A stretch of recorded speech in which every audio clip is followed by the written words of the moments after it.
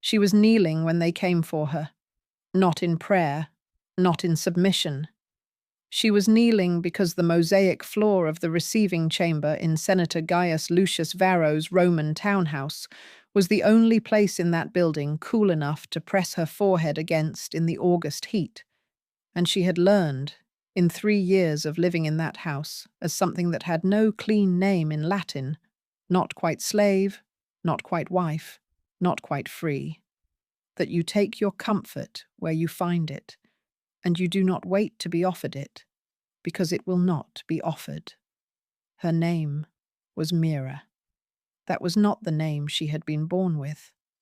The name she had been born with was Merytre, which meant, in the language of her mother's people, beloved of the goddess, and she had been given it in Alexandria, in the house of a Greek merchant who had been her father, on a morning that smelled of the Nile and bread baking and the particular dusty warmth of an Egyptian city going about its business without asking Rome's permission.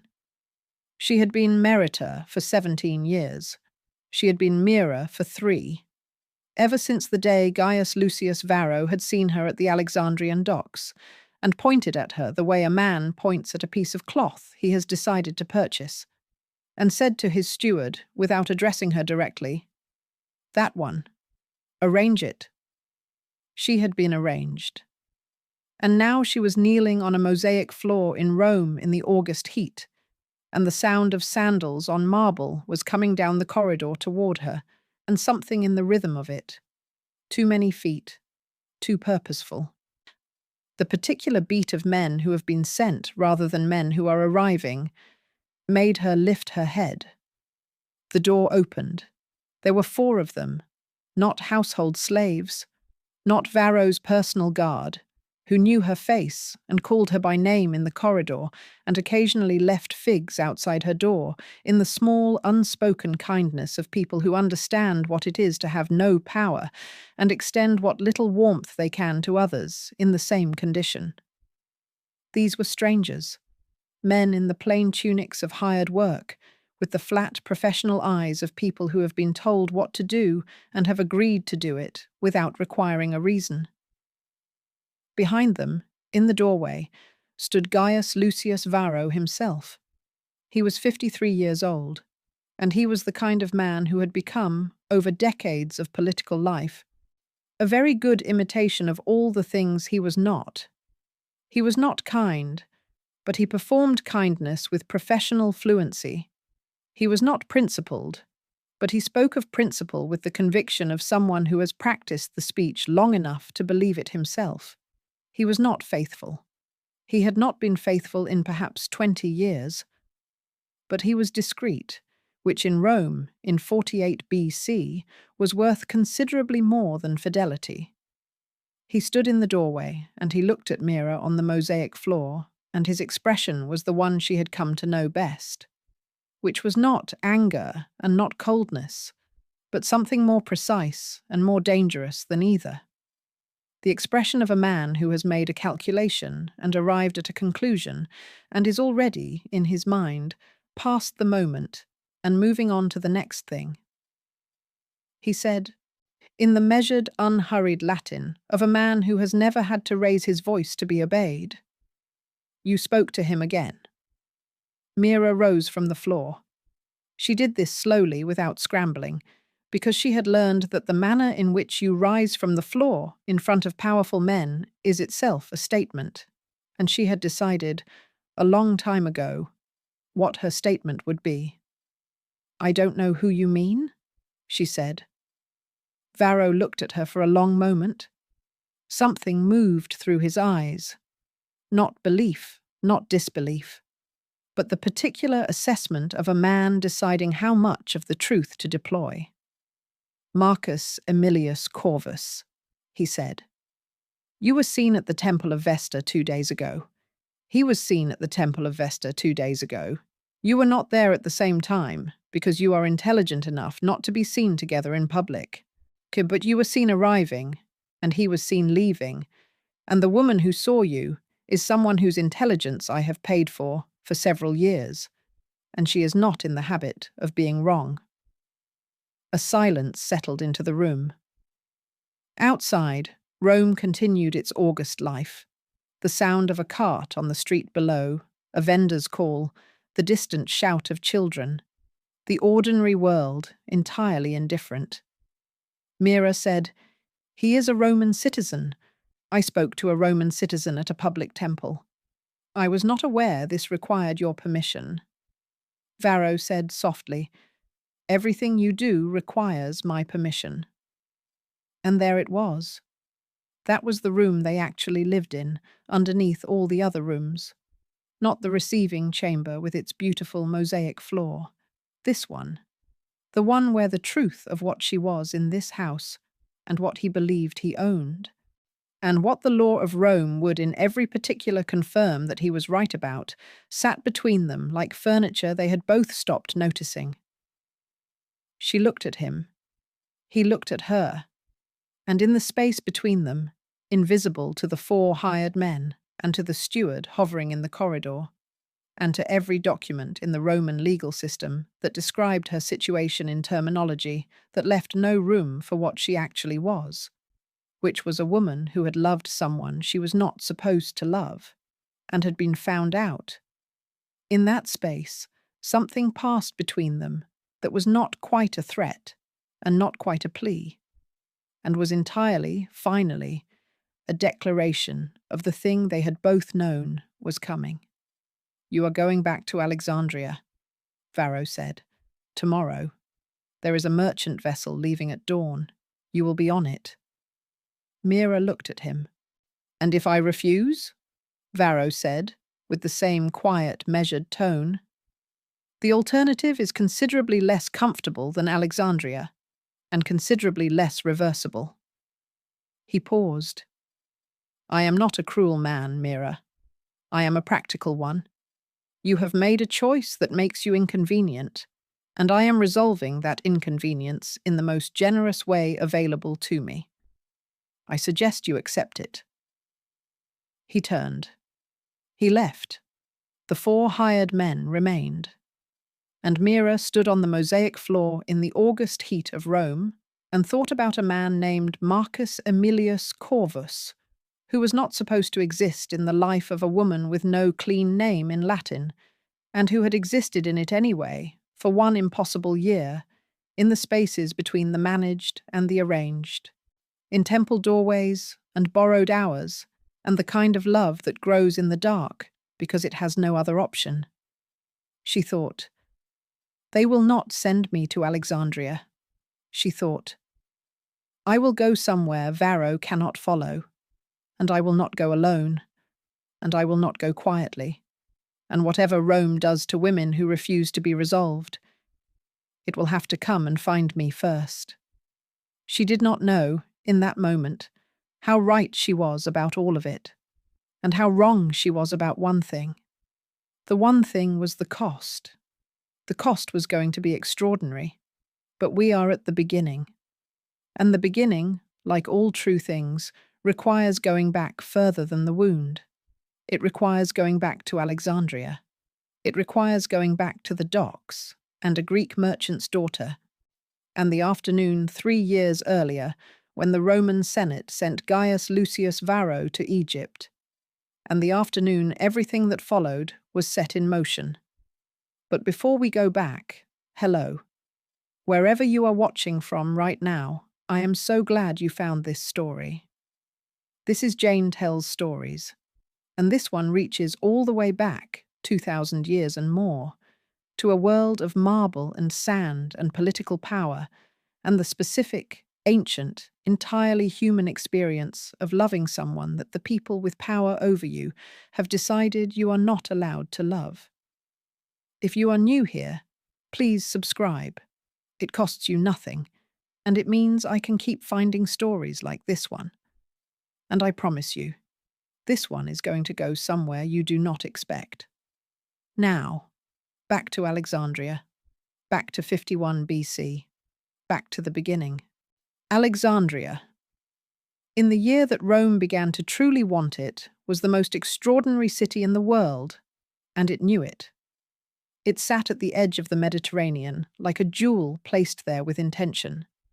The great lighthouse on its island, visible for miles out to sea, the most famous building in the known world, the library, which contained more accumulated human thought than any other place on earth. The wide, planned streets laid in the grid of a Macedonian king's ambition, lined with colonnades and markets and temples to gods from a dozen different traditions who had learned, in Alexandria, to coexist with the pragmatic grace of deities worshipped by a people who understood that the divine, like commerce, benefits from diversity. The city was Greek in its bones, built by Alexander, administered by his successor's line, the Ptolemies, but Egyptian in its soul and Roman in its anxieties, because Rome had been watching Alexandria for a very long time with the specific, covetous attention of an empire that has decided something is too valuable and too strategically located to be allowed to remain independent much longer. Merytre had grown up knowing this the way you grow up knowing weather.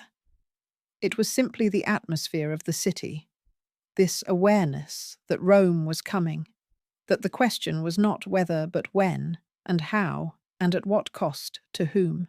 Her father, Demetrios, was a Greek merchant who traded in linen and papyrus and the particular luxury goods that wealthy Romans could not get enough of, which meant he had spent his professional life in careful, profitable, a slightly anxious relationship with Roman money and Roman taste, and the Roman assumption that the world existed primarily for Roman convenience. He had given her an education that was unusual for a girl of her time and position. Languages, mathematics, literature, the history of the civilizations that had washed over Egypt like tides. He had done this partly out of love, because he had the instinct of certain fathers who recognize in a daughter an intelligence that deserves better than to be wasted, and partly out of a merchant's practicality. A well-educated daughter was, in Alexandria, a social asset. She could converse with clients' wives. She could read contracts. She could, in the right circumstances, be married advantageously to someone who valued intellect alongside the other qualities a father's wealth could offer. He had not imagined the other circumstances. He had not imagined the August afternoon when a Roman senator's vessel docked at the Alexandrian harbour on a diplomatic mission connected to the increasingly complicated business of the Ptolemaic succession. Queen Cleopatra and her brother Ptolemy locked in open conflict over the throne, Rome watching and calculating which side would serve it better.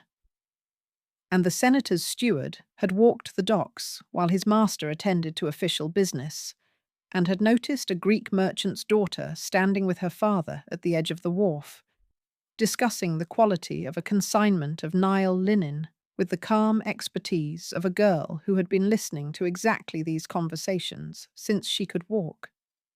The steward had mentioned her to the senator. The senator had seen her. And Demetrios.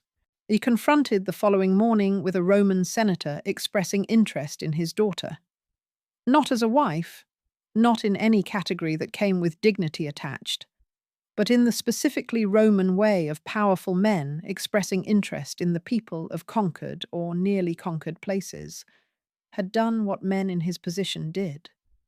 He had calculated. He had calculated the Roman money he depended on.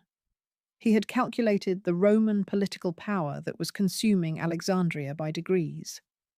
He had calculated what refusal meant for his business, his standing, his other children. And he had said yes. Merytre had not been asked.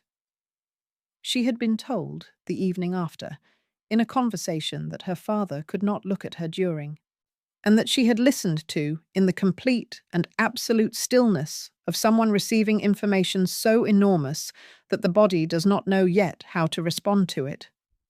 She had said, when he finished, "Does she know?" Her father had looked at her.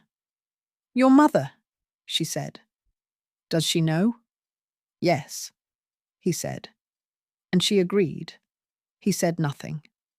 Merytre had stood up from the table and walked out of the room and gone to the roof of the house, where you could see the lighthouse across the water, the great fire of it burning at the top of its white tower, visible for 50 miles in every direction. She had stood there for a long time. She had thought, "I will survive this. I have been educated by a man who believed in my intelligence and then sold that intelligence to a Roman with more power than conscience. But I have the intelligence. That is still mine. And intelligence, in the right hands, at the right moment, is the only power that cannot simply be purchased or transferred." She had thought, "I will watch. I will learn. I will wait." She had not known, at 17, what she was waiting for.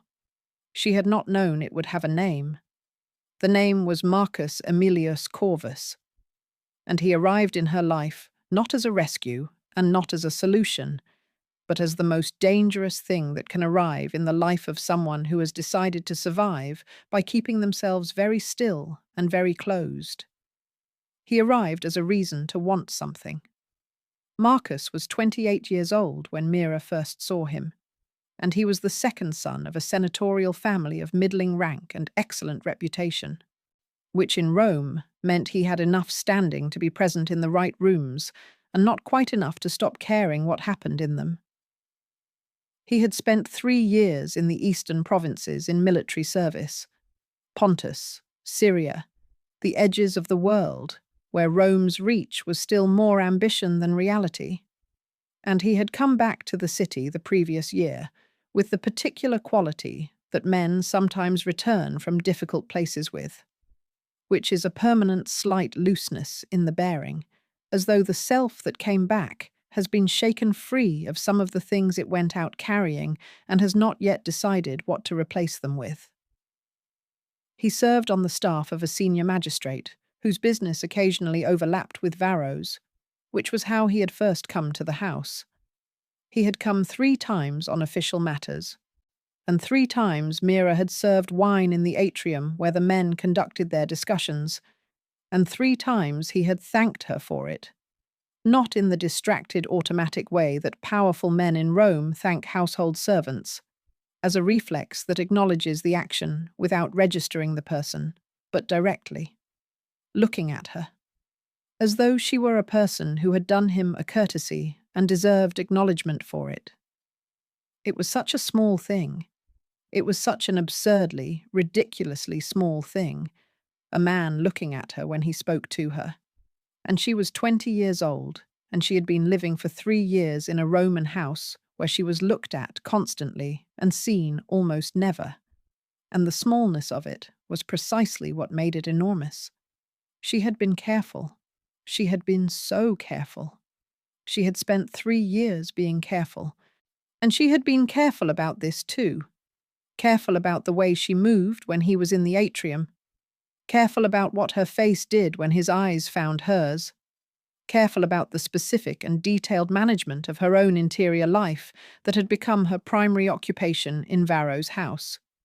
You could not stop feeling things, but you could become very skilled at not showing them. And then one afternoon in October, 8 months before the August morning when Varro's hired men came through the door, Marcus had arrived at the house for a meeting that Varro had cancelled without bothering to send word, and he had found Mira in the courtyard garden instead of his host, and he had stayed. And this was the thing. This was the precise, specific, disastrous thing she had run over in her mind 1,000 times afterward. He had stayed and asked her, with the direct, uncalculated curiosity of someone who genuinely wants to know the answer. What was it like, growing up in Alexandria? And she had told him. Not everything, not at first, but enough.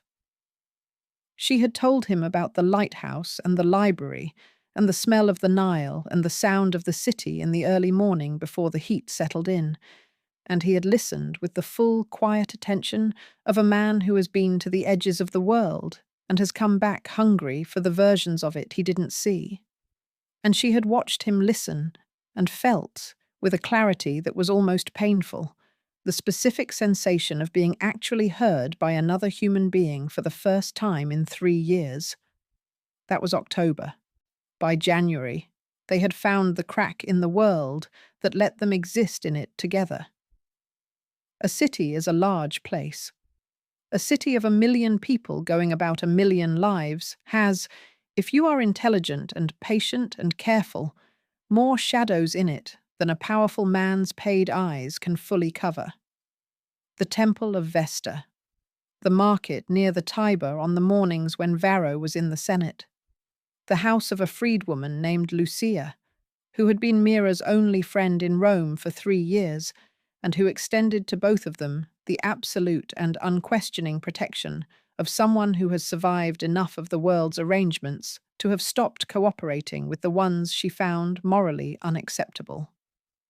They had 6 months in those shadows, 6 months of borrowed hours and careful routes, and the specific extraordinary happiness of people who know that what they have is both entirely real and entirely unsustainable, and have decided to have it anyway. And then the paid eyes saw what they saw, and Varro stood in the doorway, and the dawn vessel to Alexandria waited in the harbour. But there was one more thing. One thing Varro did not know about. One thing Marcus did not yet know about. One thing that Mira had been carrying alone for 4 months, since a January evening when she had brought wine to Varro's study, and the men inside had not realized she was still in the corridor. She had stood very still in that corridor, in the shadow of the doorway, and she had listened. And what she had heard had changed everything. Varro had not been alone in the study.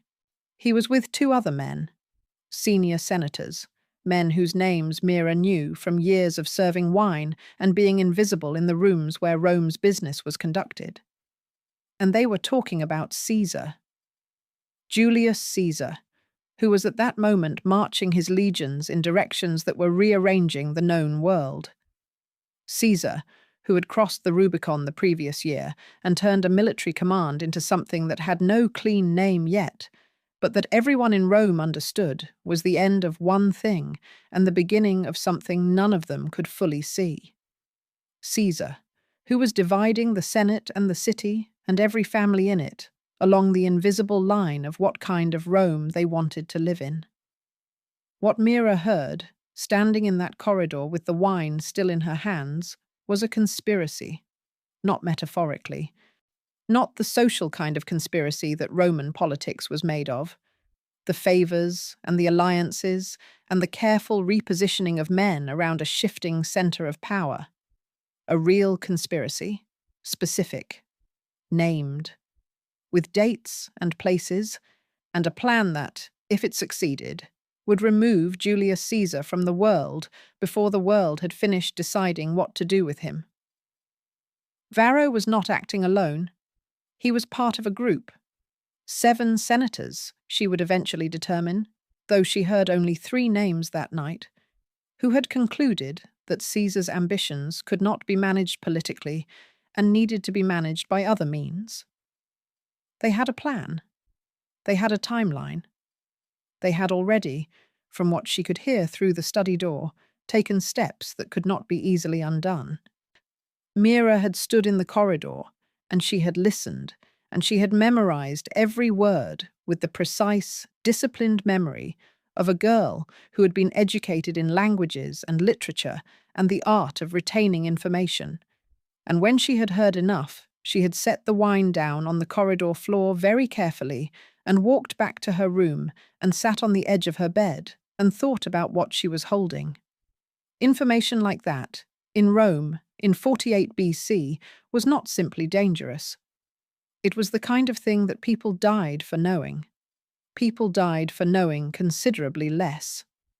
If Varro discovered she had heard, if he even suspected, the dawn vessel to Alexandria would be the most generous option available to her, and the most generous option was not the one he would choose. But she had also thought, Caesar has people. Caesar has allies, men who would pay enormously for this information, men who had the power to do something with it, and a woman with no clean name in Latin, a woman who was not quite slave and not quite free, and had no legal standing and no Roman protector, a woman who was going to be sent back to Alexandria the moment she became inconvenient. That woman, with this information in her possession, was not entirely powerless. She had sat with it for 4 months, waiting for the right moment, waiting to understand what the right moment looked like. And then Varro had sent 4 hired men through the door, and the dawn vessel was waiting, and the right moment had arrived, wearing the face of necessity. She was not getting on that vessel. She needed to find Marcus, not only because she loved him, though she did, with the specific and irreversible love that grows in the dark, in borrowed hours, and does not diminish with difficulty, but intensifies with it. She needed to find him because Marcus, who had served in the eastern provinces and had come back to Rome with that loosened bearing and that quiet conscience, had made a choice in recent months that she knew because she knew him the way you know a person when you have talked to them in the real hours and not the performed ones. He had made a choice about Caesar. He was quietly, carefully, at considerable personal risk on Caesar's side. And she had 4 months of memorized corridor in her head that Caesar's side needed to hear. She looked at the 4 hired men in the room. She said, in the pleasant, cooperative tone of a woman who has decided to give them exactly what they expect, "I will need until morning to prepare my things." One of the men, the one who appeared to be in charge, or at least the one who had decided to behave as though he were, nodded. "You have until the 2nd hour after dawn," he said. "The vessel leaves at the 3rd. She thanked him. She went to her room. She closed the door. She waited for 2 hours until the sounds of the house settled into the particular quality of quiet that meant the men were where they were supposed to be and not moving. And then she opened the window that looked out onto the narrow service alley at the side of the building, the alley that the kitchen slaves used for deliveries and that Mira had known about for 3 years and had never used. And she climbed through it, and she dropped into the alley below, and she began to walk. Rome at night was not empty. It was never empty. The city that had banned wheeled traffic in the daylight hours came alive at night with the noise and smell and movement of everything that had been waiting. The carts and the merchants and the workers and the nightlife of 1 million people crammed into a city that had not been designed for 1 million people and was making do through the particular compressed energy of human density. Mira moved through it with the practiced invisibility of a woman who had spent 3 years learning to take up exactly as much space as was required, and no more. And she went through streets she knew, and streets she half knew, and one street she had never been on before and found by instinct. And she arrived as the city's noise crested around her. I got the door of Lucia's house. Lucia opened the door before Mira knocked. She had that quality, Lucia, the quality of a woman who expects the world to bring difficulty to her door at inconvenient hours, and has long since made her peace with this expectation. She looked at Mira. She looked at the absence of any belongings. She looked at the hour. "Come in," she said. "I will send my boy for Marcus." Mira came in. She sat in Lucia's small, bright kitchen, and she drank water, and she organized in her mind, with the systematic clarity of someone preparing to say something that will not be possible to unsay, everything she was going to tell him. The corridor, the names, the plan, the timeline, all of it. Marcus arrived in 20 minutes. He came through Lucia's door with the controlled urgency of a man who has received a message that says, "Come now," without explanation, and has chosen to run rather than wait for the explanation. He stopped when he saw her face. He said, "What has happened?" She told him. Not just about Varro and the Dawn vessel and the corridor and the conspiracy. She told him all of it, beginning to end, in the right order, with the precision of someone who has been keeping a very full account and is now handing it over to someone with the capacity to act on it. He listened the way he always listened, with his full self, without interrupting, without the visible impatience of a man who is waiting for the part that concerns him. He listened to the part about Alexandria and her father and the dock, and the 3 years in Varro's house, and the crack they had found in the city, and the 6 months in the borrowed hours. He listened to the corridor. He listened to the names. When she finished, the kitchen was very quiet. He said, "Are you certain of the names?" "I heard them 3 times each," she said. "I am certain." He was quiet for a moment longer. Then he said, in a voice that had changed its register very slightly in a way she had learned to recognize as the voice he used when something enormous had arrived and he was deciding how to carry it. "This needs to reach Caesar's people tonight. Not tomorrow. Tonight." "I know," she said. He looked at her, and then he said the thing she had not expected him to say, which was not a plan or a strategy or a practical next step, but simply, "I should have found a way to get you out of that house months ago. I should have found a way. I am sorry I didn't." She looked at him across Lucia's kitchen table. She said, "You are finding one now." He almost smiled. It was the most exhausted and the most genuine smile she had ever seen on a human face. "Yes," he said. "I am finding one now." What followed was the longest night of both their lives.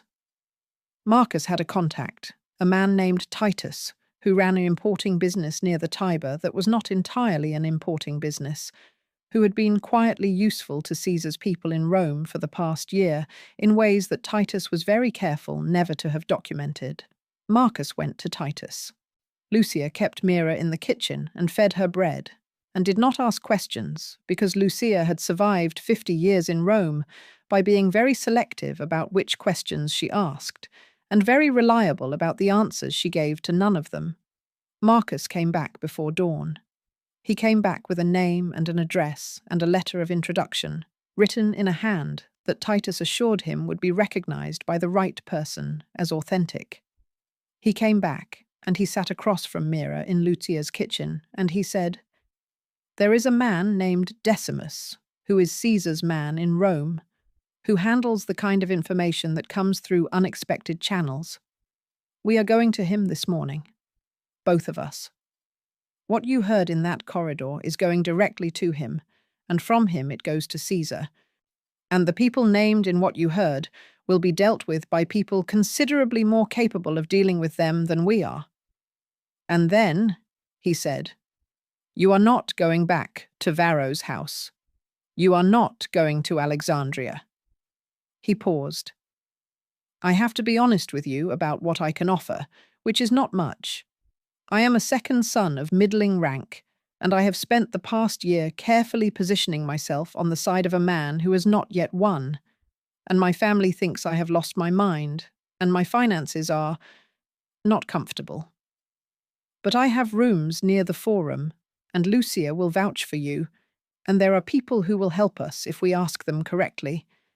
And what I am trying to say, with all the eloquence of a man who has not slept and is apparently incapable of saying a simple thing simply, is that I would like you to stay." Mira looked at him for a long time. She thought about a roof in Alexandria with the lighthouse burning across the water. She thought about 17 years old and the particular sound of her father's silence. She thought about 3 years of being managed and arranged and maintained as an inconvenience that had not yet required resolving. She said, "I will stay." They went to Decimus at dawn. Decimus was a lean, watchful man of 40 who received them in a room above a bakery near the Esquiline Hill, and who listened to Mira with the focused professional attention of someone for whom unexpected information, arriving through unexpected channels, is not a surprise, but a fact of the work. He asked her 3 questions, each more specific than the last, designed to test the precision and reliability of what she had heard. She answered all 3 correctly and completely. He sat with it for a moment. Then he said, "This will reach Caesar within 4 days. He is in Egypt at present." He looked at Mira steadily. "You understand what you have done?" She said, "I understand. You have made yourself an enemy of 7 senators," he said. "I was already an inconvenience to one of them," she said. "The number is less important than the quality of my friends." Decimus looked at her. Then he looked at Marcus. Then he said, "To no one in particular. Caesar is going to want to meet her." Marcus said, "First we need to keep her alive long enough for that to be possible." "Yes," Decimus said, with the matter-of-fact tone of a man filing an important point. "That would be preferable."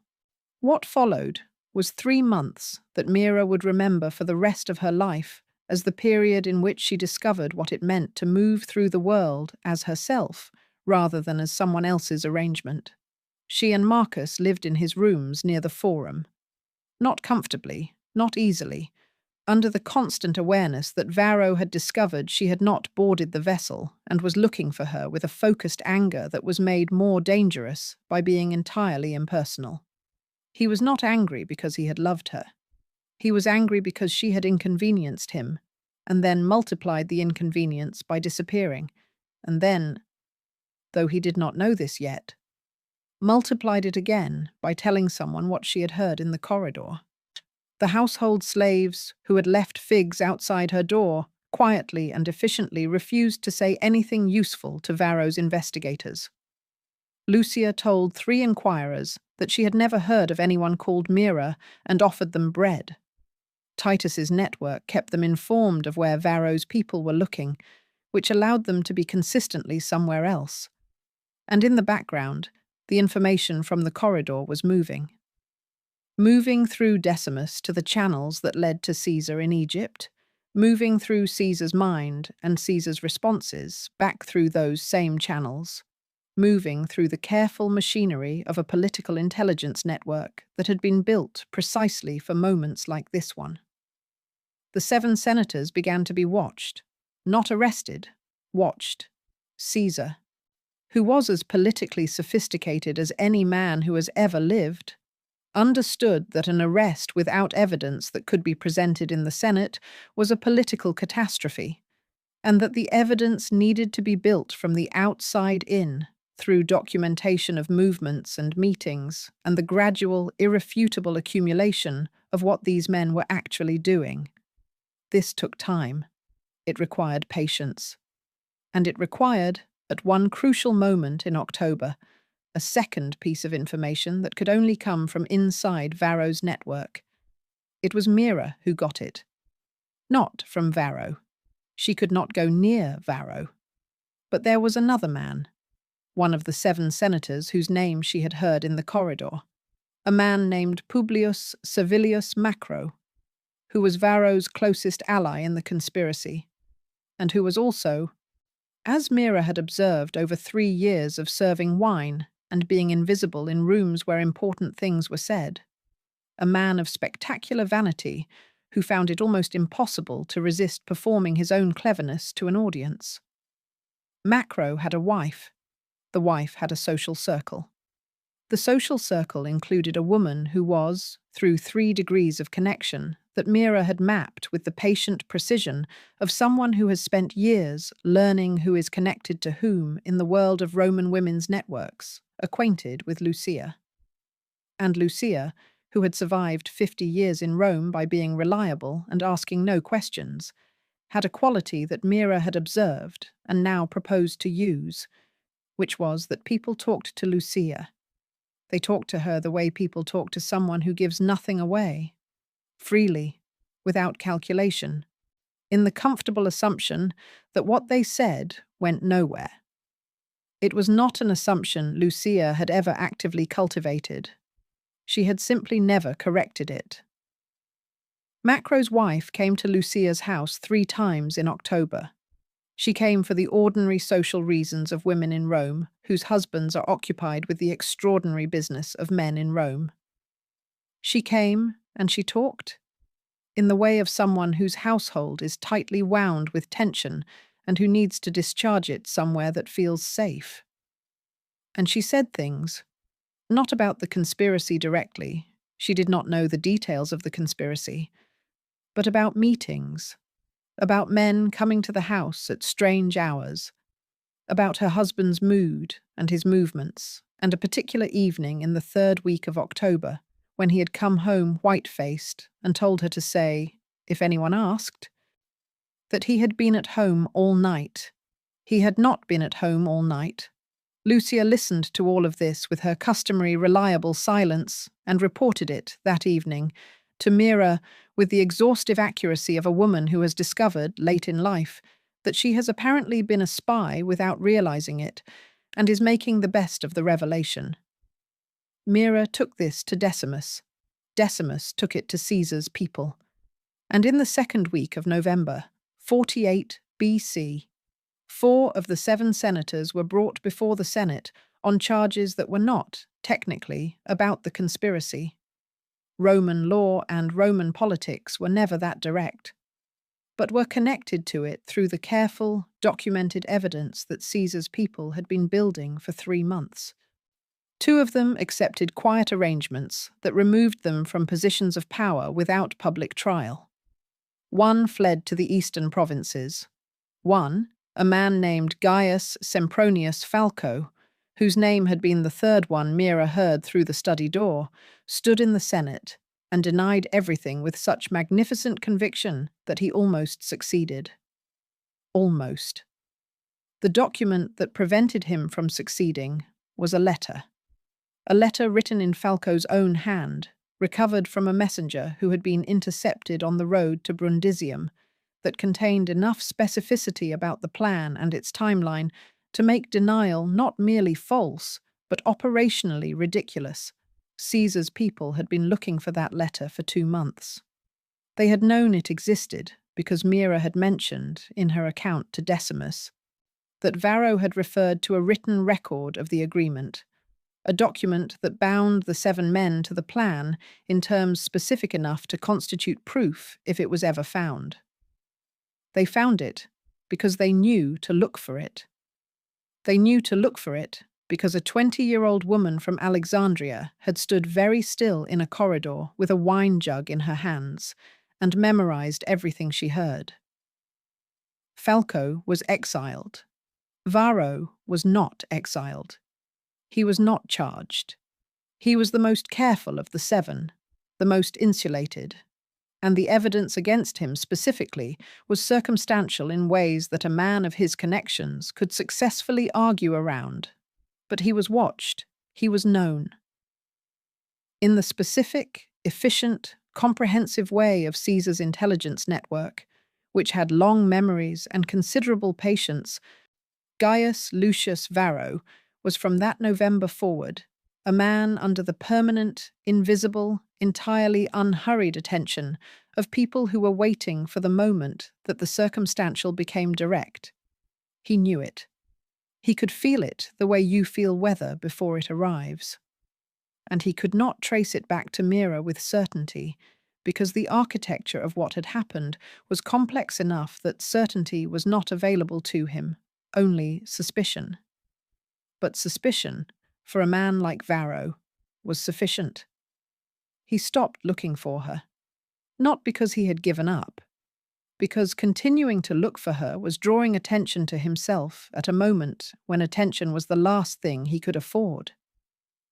He filed her away, in the cold, organized filing system of his mind, under matters to be returned to when the political weather changed. He would return to it, but not yet. And in the meantime, Mira was free, not in the legal sense, not with documents and Roman citizenship and all the formal architecture of freedom that the law required, but in the practical, lived, daily sense of a person whose days belong to themselves and whose choices are their own. which is the version of freedom that actually matters when you are living inside a life rather than arguing about it in a forum. She and Marcus lived near the forum through the winter and into the following spring, and it was not a comfortable life, and it was not a safe life. And there were nights when the awareness of Varro's suspended attention pressed on both of them with a weight that made sleep difficult. But it was real. It was the life of two people who had chosen each other in full knowledge of the cost, and were paying the cost, and had decided, with the specific clarity that comes when you have already lost everything you were told you needed and discovered you are still standing, that the cost was worth it. Caesar came back to Rome in the spring.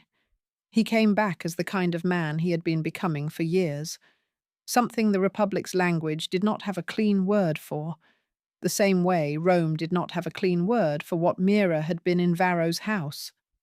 He was beyond general. He was not yet king, which was a word Rome would have killed him for claiming, and which, in the end, as it turned out, Rome killed him for approaching. But he was something, and that something was larger and more permanent than anything the old categories could contain.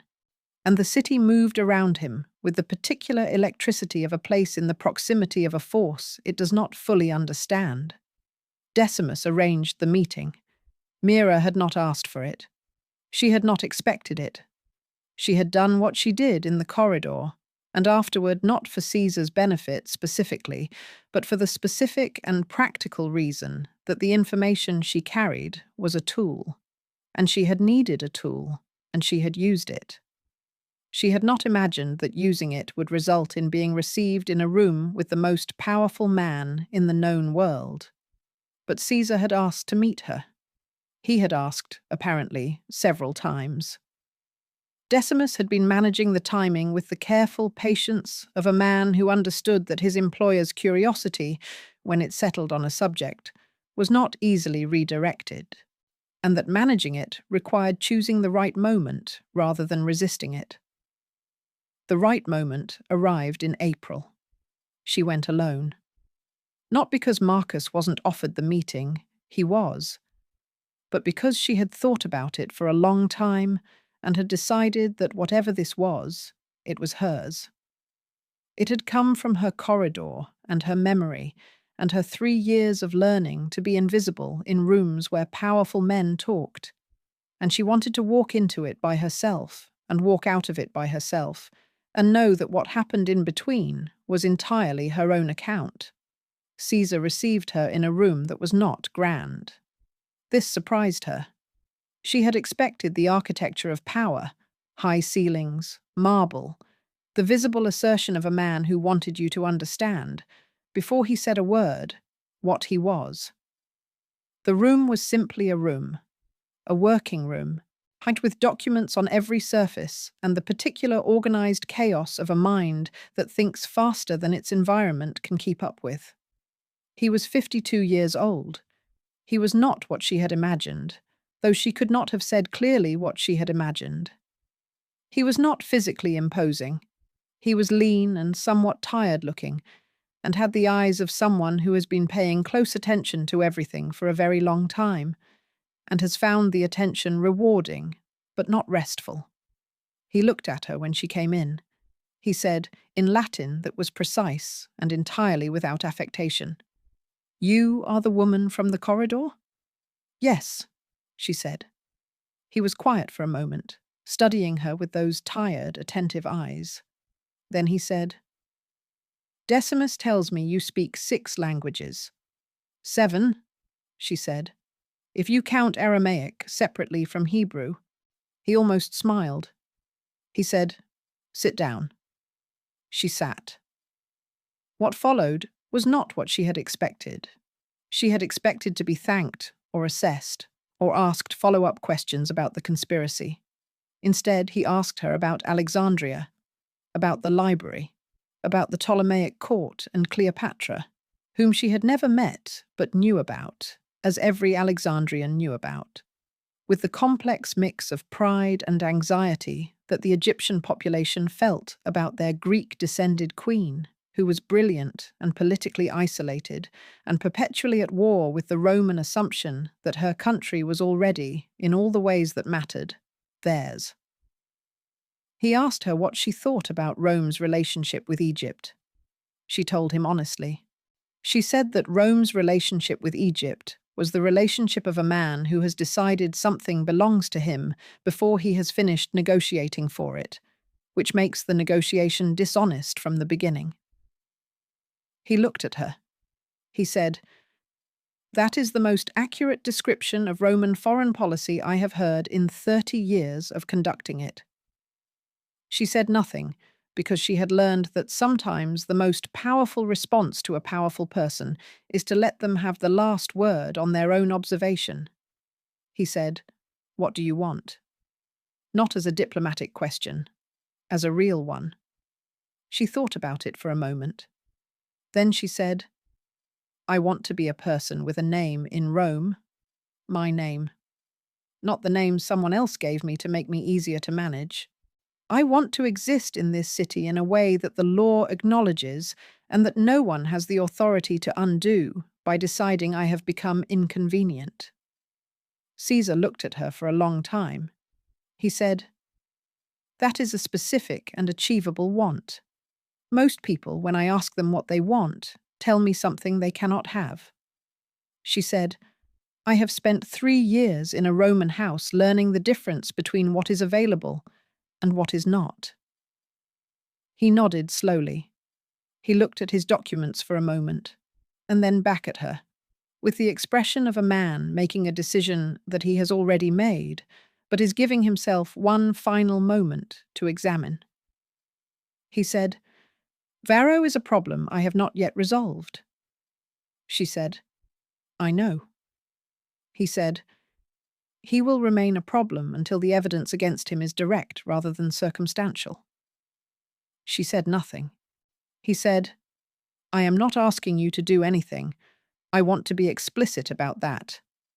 What I am telling you is that the situation with Varro is unfinished, and that people who have reason to pay attention to it sometimes find that the situation resolves itself when they are paying the right kind of attention in the right places." She understood exactly what he was saying. She said, "I have been paying attention to Varro's business for 3 years. I know his patterns. I know his people.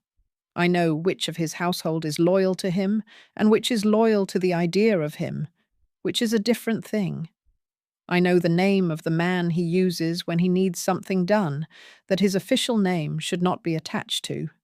Caesar said, "That last piece of information is the one that would be most useful." She gave him the name. He wrote it down. He looked up at her.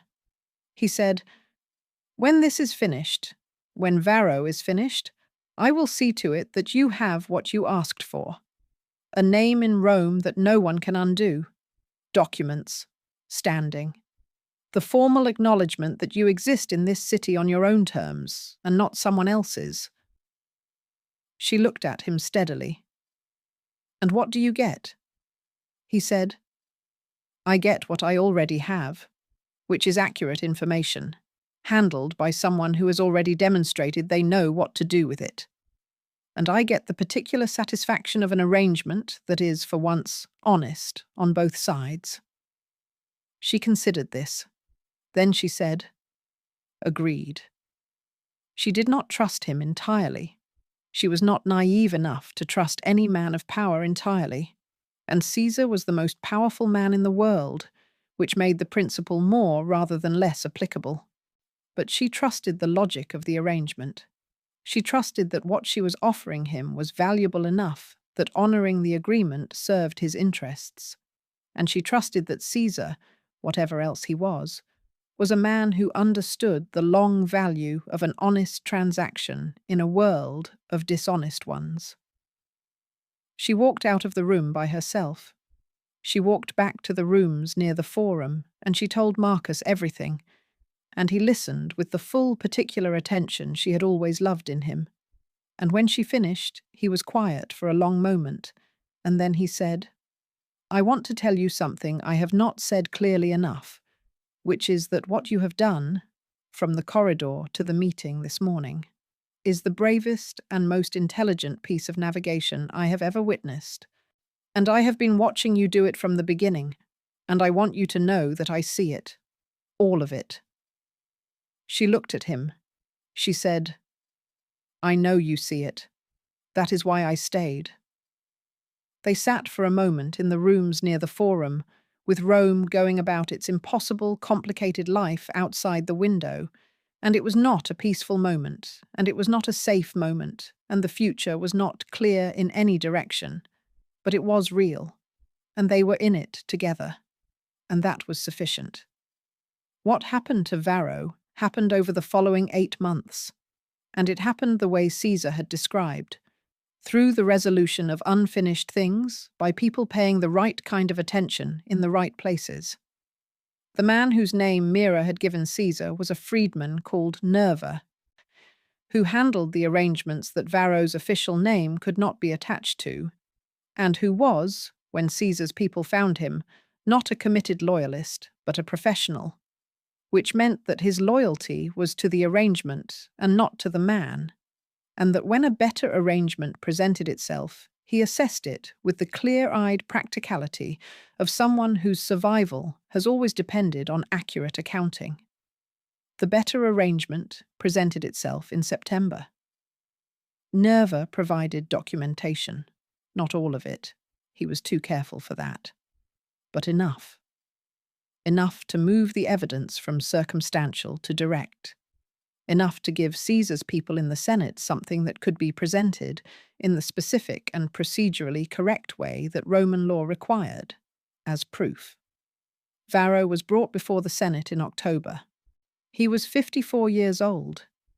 He sat in the Senate chamber with the composure of a man who has been performing composure his whole life, and has arrived at a moment when the performance is all that is left. He denied everything. He denied it well. He had been preparing to deny it for a year, which meant his denial had the quality of something that has been rehearsed into naturalness. It was not enough. The documentation was specific. The names in it were his. The arrangements described were ones that Nerva could speak to directly, and did. Varro's connections, the network he had built over 30 years of careful senatorial life, the web of favours and obligations and mutual protection that had insulated him from consequence through everything, began, in the weeks that followed, to do what networks do when the thing at the centre of them can no longer hold the weight. They began, one connection at a time, to find other centres. He was exiled in November, not executed, exiled, to the island of Sardinia, which was not Alexandria, but shared with Alexandria the quality of being a place that was not Rome, which was the place that mattered. He left on a vessel at dawn. Mira heard about it from Decimus, who told her in the matter-of-fact way he told her everything, and she sat with the information for a long moment in the rooms near the Forum, and felt the specific sensation of something that has been pressing against you from a great distance for a very long time, suddenly not pressing any more. She did not feel triumph. She had thought she would feel something more like triumph. What she felt instead was simpler and stranger, which was the feeling of a door that has been shut for a long time opening, and the particular quality of the air that comes through it, which is just air, ordinary and unremarkable, but which carries in it the fact of the opening. Caesar kept his word.